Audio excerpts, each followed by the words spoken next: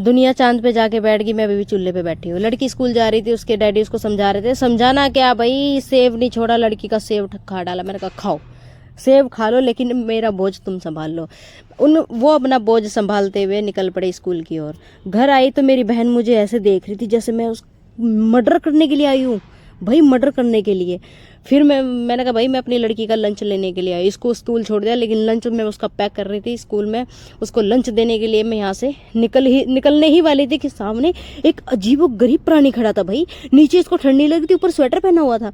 Oh my God भाई, लड़की इतनी मुस्कुरा रही थी कि भाई मैं तो बहुत खुश हूँ। लेकिन जब मैं स्कूल जा रही थी तो सामने एक अजीब गरीब प्राणी खड़ा था। अपनी जनजाति को देखकर इतना खुश हुआ कि इतना खुश हुआ, दोनों आंखों में आंखें डालकर देखने लगी। वो इसको देखने लगी, ये इसको देखने लगा। दोनों एक दूसरे को देखकर इतने खुश थे कि मैं क्या बताऊं। मेरे घर के आगे ये लड़की टोना टोटका करने पे लगी हुई है। मैंने आके देखा तो मिट्टी को पड़ रही थी बेचारी। फिर मिट्टी उठा के इसने थोड़ा सा चख के देखा।